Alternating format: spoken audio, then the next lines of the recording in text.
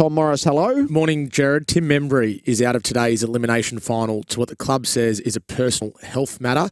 He was withdrawn this morning, and in a statement just a few moments ago, the Saints said Membry is currently receiving appropriate care and treatment.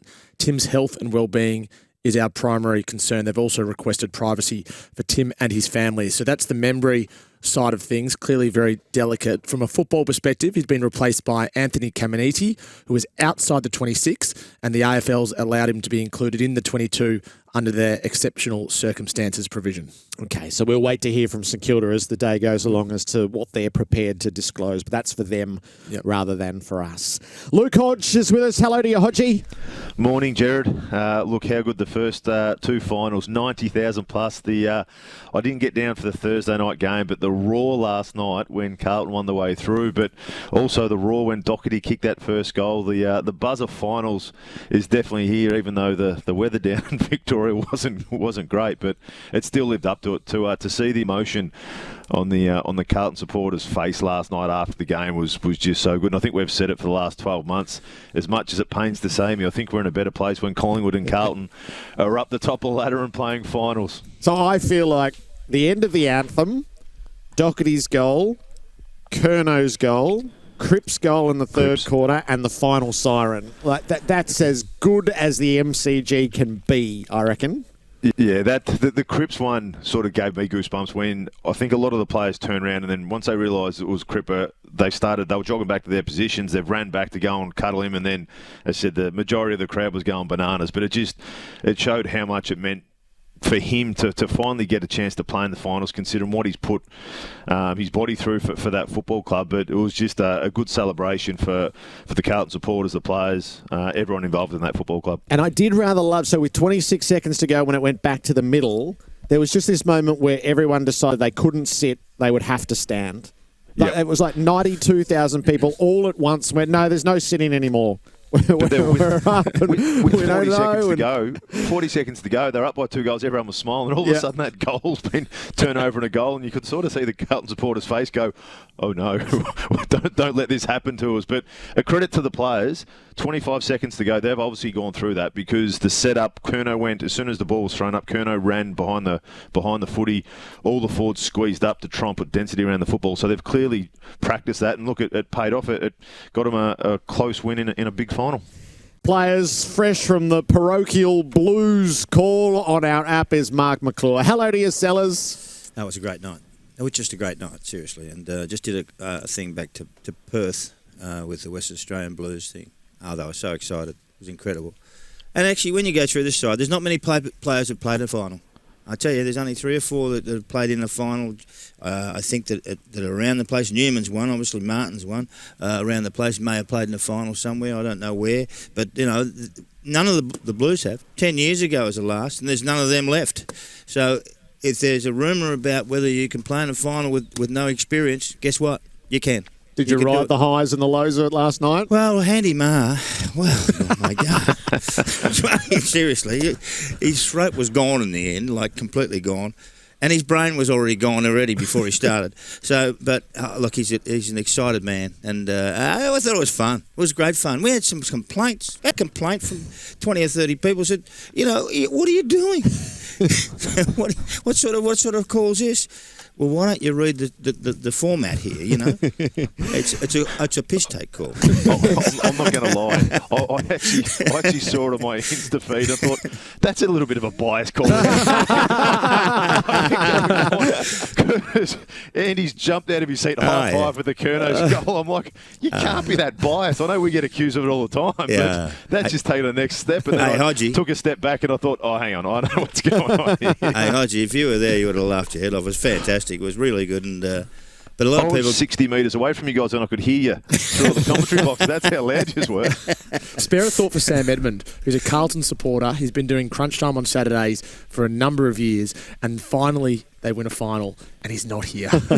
So before our show is done today, we're going to take you to the best. The best is not just the good moments of the call. There's a couple of very specific moments that I want to hear. So we'll do that before our show is done. So tell me this. Yeah. They didn't play their best. No. Their first half was... Okay. Certainly first quarter was excellent. Yeah. They got the wobbles up they should. late in the game. No doubt. But sometimes you have to live through that. I think it's real. It's part of it, and you have to live through that. And you got to fight your way. How do we get out of this? What are we going to do here? Because there's no coach can come down and say, "Hang on, now you got to do this. You got to do that. You got to do it yourself." And it's about through connection. And I love the words that they put on that shirt. You know what I mean? Connection and belief and all those sort of little things that they did. And they sold those T-shirts. I had to wear one last night. Stronger together. Stronger together, and I think that's the key. Stronger together is the key, and it's a good message when you think about it. So I think they toughed it out at the end really well. They thought it out really beautifully. They got a goal kicked on them just in the last sort of minute or so. And then what do you think then? Then they lose their marbles? No. They stuck it well. They closed the ball down. They moved it around. They hung on to it. They did what they had to do to finish the game, because you don't have to ride in on a big white horse. All you got to do is get the cash. And I think that Vossi's changed the way that they do a lot of things. Move the ball from back to front. I love that part of what he's done. I like the feel of the players. The feel of how they enjoyed it and the work for each other. You can see it, and some people miss it. They don't even know what it's about. But I could see it. I could see what they were like, and they can get better. I can tell you. Harry, what about Harry? How's Harry going? Yeah, that's not. That was unreal. So he's out as a starting point, Tom. Yeah, he's entered concussion protocols, Harry Mackay, so he won't play next week. Yeah, but you can't miss from there. So he was half a yard out, wasn't he? Couldn't miss. He was channeling Percy Jones with the first one. No, Perce kicked the post. Yeah. And then that was a bad miss. At least Joe Danaher hit the post last week. He missed the post entirely. Mate, what is going on there? Oh, well, you should have heard it. You've got to play that one, Andy, mate. Yeah, that's a ripper. Don't worry about that. That was a beauty. So we can laugh now because they won, but that shot from the square, it was 29 points. No, that would have been 35. No, it was 11 metres out. Yeah. Dead in front. That would have been 35 points, and it made you wonder whether there would actually have been a Sydney uprising. So these things have ramifications. A 5-year-old would have kicked that. A 5-year-old would have got that through. Harry's missed it by 10 metres. That sort of returns him to where he was in that first phase of the season. Brain fried. That's what it is, isn't it? And then in a moment and he's got to calm down a bit. He's got to actually work it out and see what he does. He kicks around the corner. He kicks it straight. He doesn't. I don't know what he does, but sometimes you've got to pick your pattern and pick your plan and do it and perfect it. He hasn't perfected that yet. The hardest thing with that is if Carlton had to kick the next goal, it would have been looked over, no problems, it was just a mistake. But the fact that Sydney went on to kick the next 3 goals, and all of a sudden we're sitting going, oh no, that's turned the momentum. Sydney got a bit of a sniff. And then a goal from Martin and a goal from Cherra, and they sort of settled it down. But there was some nervous times there when, especially after, I know what would have been going through his head when they kicked the next 3. But as Carlton have been able to do in the second half of the season, they were able to calm the Jets and just get a couple goals to stabilise things. So what did you think overall, Hodgie? How'd you come away from it? It was a true final. It was very similar to Thursday night. You had Carlton who jumped out similar to what Collingwood did, and then all of a sudden the team that was jumped, or Melbourne on Thursday night and Sydney last night, they had nothing to lose. Like Sydney knew they had to take the game on. They were very stagnant early. They it looked like they opened the game up, and then from that it was a tug of war. At stages, Sydney had momentum. You always felt that Carlton had control of the game, but I've spoken to a lot of Carlton supporters this week, and they were sitting there thinking that we can let this one slip. We've done it so many times over the last 10 years. We just hadn't had confidence. So hopefully after last night they can sit back and go, well, we held tight in an arm wrestle. Finals football is not pretty football, and if you look at the scores from both sides, it was 60 to 53 and 74 to 68. Not pretty styles, but they're tough, hard, physical games of football where mistakes cost you. And I think if you look at Melbourne, they had the opportunities Thursday night that cost them a game, and then Sydney kicking 9-14 last night. I know we spoke about Mackay missing a couple, but Sydney missed a lot of opportunities. They'll be sitting there kicking themselves today going, if we were to kick that, we lose by 6 points, and we've probably left 7 or 8 goals we probably would normally kick. It's interesting. So it wasn't Curnow and Cripps. No. I think to a degree it was Wiedering. It was Jack Martin. Unbelievable. And some of the work he did, but particularly those 2 intercept marks late. It was Chincotta. It was Matty Cottrell. Cottrell was enormous. He was outstanding. Cherra was and super. Adkins, who was playing sore clearly, Yep. he was absolutely brilliant. Well, there's only 2 people on the Sydney side who kicked multiple goals. And then you go to Carlton thing, there was 2 people there kicked multiple goals. So it's just, and it was spread was 1, 2, 3, 4, 5, 6, 7 goal kickers. And that's unusual in a sense, especially when you've got a Kerno who only kicked 1. But his play around the ground was unbelievable. He's the best player in the competition, I would say. And the best forward in the competition by a mile. If he ever turns it on properly and gets a full day of four quarters of actual Charlie business, it'll be unreal. It'll be unbelievable. So, Hodgie, those, not the lesser lights, but they really seized the game, some of those blokes. I think that's what... I know we've spoken about Cripps had a good back end of the year and Kerno won the Coleman. But the Martins, the Cunningham, like these blokes, the ones that role players, I guess you can call them. Every team has them. Blokes that are happy to go in there, and if they get a touch, so be it. If not, they're there to put pressure on, to chase, to tackle.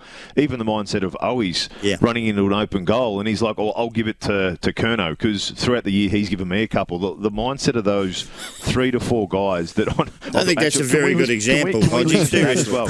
Can we listen to that later? Don't worry, it's on. Okay. But I think the mindset you got to. One thing with playing finals, you need to have blokes out there that are playing for your teammates. You want Cripps to go and get the ball. You want Kerno to go and compete with everything he possibly can. But you need the other guys in and around, and the blokes you've spoken about, Owies, Cottrell, Martin, these guys to pinch in where they can. And the ground ball... The ground ball goals that they got in the first half was all through pressure. It wasn't through smooth ball movement like we've seen throughout the home and away season. It was about second chance. It was about laying in a tackle. The Cottrell one where he dove in under, turned around and snapped the goal. Like that stuff is just desperation, which that's why he's playing. Vossi loves a bloke like that because he knows that's what you need to win finals, and that's what those small forwards are able to do. Well, let's start with the biggest news story out of the game, which was probably MRO related, Jack Martin. And this can't be anything less than a week based on precedent, based on what we've seen before. So it's more likely to be careless rather than intentional, which might save him another week. But regardless, I've checked in with Sydney this morning. Nick Blakey passed his concussion test. But the very fact is that he had one means that medium impact at a minimum would see Martin miss Friday night and against Melbourne. If it was high impact, it would be for the potential cause serious injury. That would be 2 weeks, but I think it's 1 week and 1 week only. So it lines up with Van Rooyen, doesn't it? It does. McStay was sent for the scat test, the 20 minutes off. He returned to the field of play, which is precisely what happened with Blakey, and he picked up a week. That's right, yeah. So I don't think Martin's going to be playing on Friday night, and I think he's probably quite lucky to be playing at all again in finals, given the serious injury that could have been caused if he got Nick Blakey in the wrong spot on the jaw. But regardless, Nick Blakey passed that concussion test. So that's the main MRO news out of the game. So the injury front? Just let me go through that again. Yeah. So he passed the concussion test. It was a slap in a sense. Would you classify it as a slap? You think it's an open hand? What would you classify it as? A strike? What, an open hand? I'm not sure it was open hand. Do you think it was? I thought it was. No, it was a closed fist. Yeah. I think that's the. What, was a closed fist like that? Was it? Yeah. We're not on parochial radio anymore. If it had been, I think that's where people would understood. If he's trying to intercept the ball when Blakey's handballing it, an open hand slap across the face, you're probably sitting there going, when he's trying to tap the ball away. I think the part that doesn't look great for Jack is the fact that it did look like a closed fist. So you're not trying to intercept the ball with a closed fist. That was the only sticky part, because it wasn't hard, forceful contact. Blake was able to play on, but it's just the look between an open hand and a fist and his mindset between the two. Just run us through the Harry Mackay injury. Harry Mackay is entered concussion protocols. So as a result, he won't play next week. There was a bit of doubt after the game whether he had been concussed or not, and we're still not quite sure how it happened, whether it was the chin from Tom McCartan collecting him on the way through. But Michael Voss confirmed in his presser that he was concussed, and as a result, he won't play next week. Okay, and then there was the score review. So twice we went to rushed behind fingertippers. Yeah, we did. And the one late in the game, I think the margin was 9 points at the time, was when there was a very delicate score review. Blake Acres lunged towards the line. The soft call was touch. Blake Acres remonstrated and said that it was touched himself. The ARC official took their time, didn't they, Hodgie? They didn't just say that it was inconclusive. They said no, the vision was conclusive, and as a result, it remains a behind. But again, the vision was probably left wanting, and it was difficult to tell on the TV.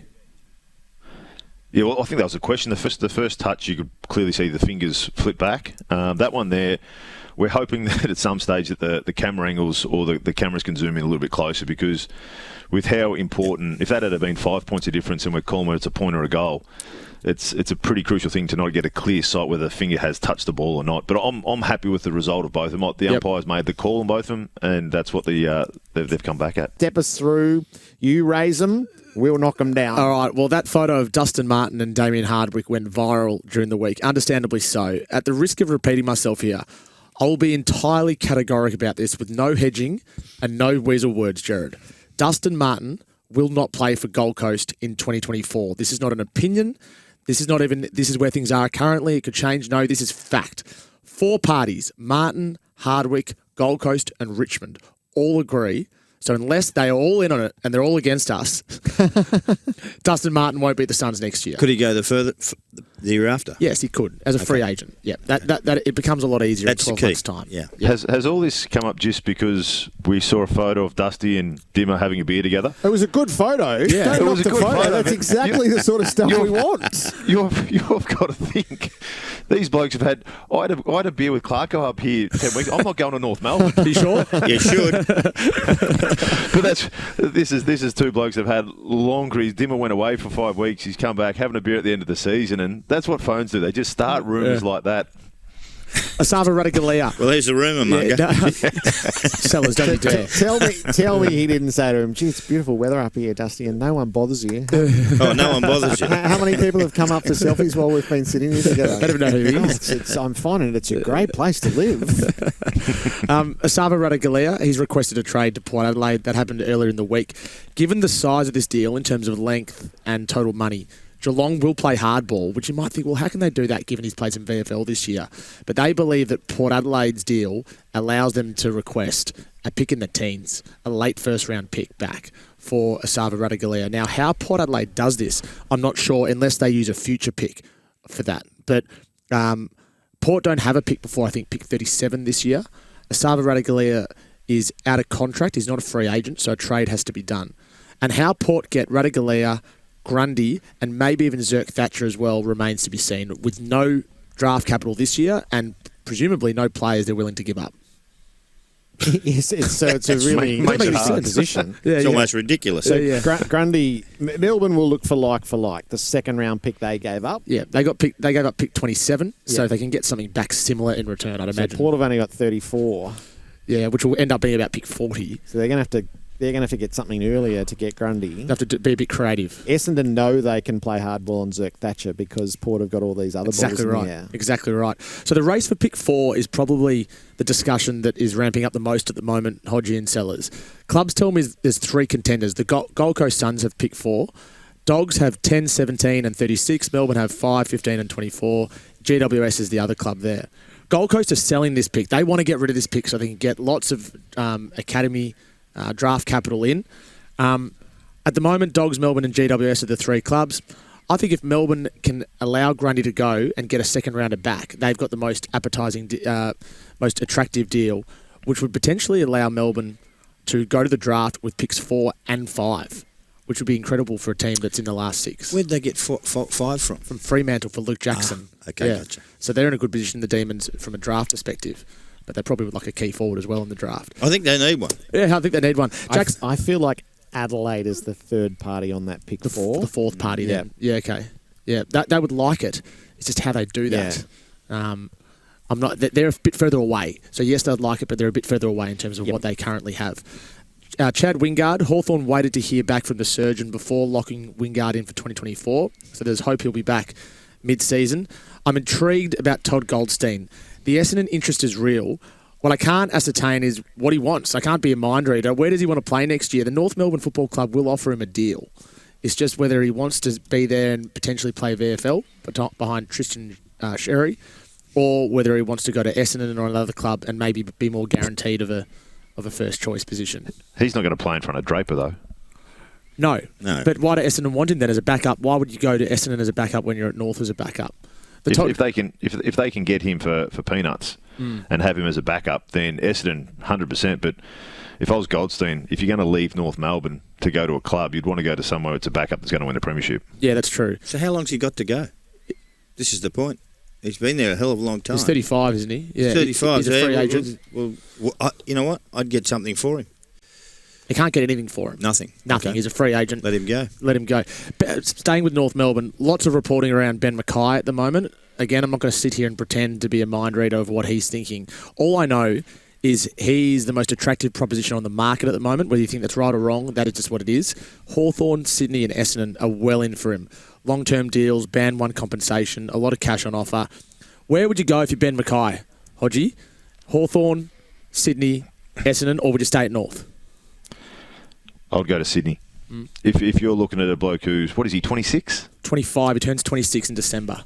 And I'm looking at the Sydney team. I wrote down a lot of the Sydney numbers. 12 or 13 of their blokes that have a long period, like they're 24, 25 or under, a majority of the Sydney team, add him in there. That's a good 5 or 6 years of this group that continue to grow. We knew they made the granny last year. They had shocking injuries. They played better than what they've had. They're better than what they've played this year. So if I was him and I had the option of Hawthorn, Sydney or Essendon, I'd be picking Sydney. Sellers? I think that's a good call. Yep. I think it's because Rampy's down the back half. He's a medium size. He's not tall. They got one of the other guys there, which is who was the brother Tom of McCartan. It's a fill-in for Paddy. Yeah, it is. Yeah. Jack Silvani, multiple reports yesterday, which I can confirm that he's on the verge of signing a 2-year extension. It's no great surprise now. But Sellers, about 3 months ago, I thought he was gone from Carlton. There wasn't a lot of interest for him. Not saying that clubs don't rate him, but they just couldn't find a spot for him. And it appears now he's going to stay at the Blues. Do you like that? Yeah, I do. Yeah. I think he's a good boy, and I think the way he plays is sometimes people don't treat him well of how good he is. He plays in the ruck. He plays as a tagger sometimes. He goes up forward. He does a whole lot of stuff that most people can't do. Yeah. And that's why I like him.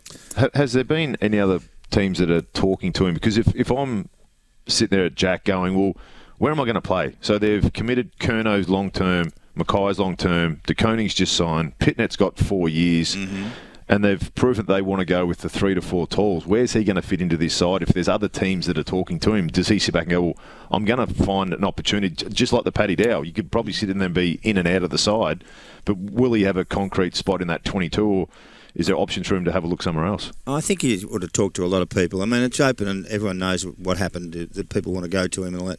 He talked to them, but they actually like him. I think he plays some great roles. And you got to find that Mr. Fix-It man. There's not too many of them around the place who can just do in the ruck sometimes, and sometimes go to half back, and sometimes go to forward. And you go, well, who are we going to use now? Jack. Yeah. That's what they do. But is Jack in front of the 4 blokes we just mentioned, as far as he's not going to beat Mackay for a game, he's not going to beat Curnow for a game? Yeah, but they're not all going to play at once either. Well, they did last night. Yeah, well, that's one night. They're not next week, and Jack Silvani... But you know what I mean? It's a final, that's their best. Yeah. I know, I understand that. But he's still going to hang around. There's injuries all the time. There's places where he wants to go. And look, it's his grandfather played there. His father played there. Didn't you know that? No, I was just more saying, is there other teams that are chasing him? No, there's not. There's not. No, it's very hard for him to go look in other places. Well, there you go. Yeah. So he'll probably come in, won't he? When Mackay goes out, Silvani would come in? Definitely come in. And is he ready? Yeah, likely ready. Well, were you going to use him this week? Thank you, mate. I'll jot that down. I'm chasing you if he doesn't get picked this week. Just on North Melbourne quickly again, we talk about this assistance package almost every single week, Jared. My understanding is that if North Melbourne apply directly for Sanders, who is the gun under 18s player, would be a top 5 pick, it will be unsuccessful. They'll not be able to get him directly. Now, whether they can work around, get some draft picks, get some bidding capital, I'm not sure.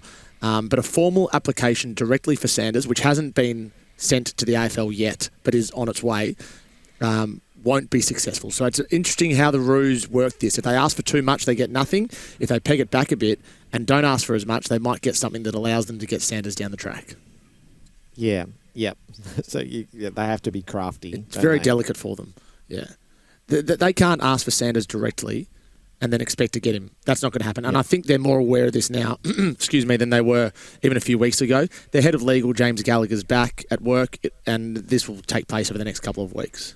All right, a couple of other bits and pieces. So the CBA negotiations. Yeah, the CBA negotiations, this is a great thing, Jared. They took a step forward this week. It's been a while since they've taken a step forward, but certainly the last couple of weeks have been positive, that the AFLPA and the AFL are in the same room. Gillan McLachlan, I'm told, is particularly keen to get an outcome here in the coming weeks, ideally before he departs. A 5-year deal looks most likely between the players and the AFL, which will conclude as the Tasmanian team enters the competition. And one of the several sticking points is whether the AFLPA can bring the men's terms and conditions in line with the women's terms and conditions. And that's one of the things they're working through. But it was a good week, and let's hope it continues, because I'm sure everyone would like to wrap this up. And on an Essendon front? Sellers, tell me whether this is significant or not. 12 players from Essendon today and 2 coaches are going to watch St Kilda v GWS at the MCG. This is Brad Scott's new mantra, that he wants constant improvement. He wants to change the culture. He doesn't want people going overseas when there's finals on. He wants them going to finals to watch. Zach Merritt, Jordan Ridley, Kyle Langford, Andrew McGrath, a couple of assistant coaches. A far cry from last year when they were in Ibiza, and now they're going to the MCG today to watch and learn from what they see in finals football. I think it's a good idea. Take him to the football, and this is how you're supposed to play. This is what you're supposed to do. This is how the game's played. I think that's a great idea, because once you're contracted to this football club for the whole time, not just for when you're not in finals. Okay, so then you get taught and take to the game and say, right, this what would you do here? How do you go there? How did he play? Why did he sit in that spot? How come he got the ball in that spot?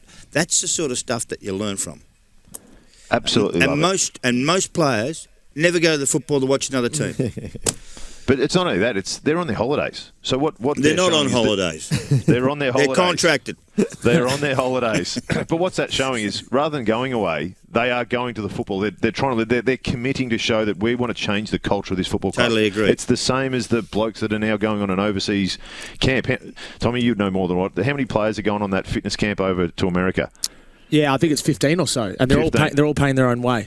So what that is sitting there going, yes, they're still going to have beers and go on a holiday and enjoy that. But what they're showing is we're going to go away into a training camp to prove that we're committed to this side, that we want to get better. We're not just going to rock up pre-season and try and get fit.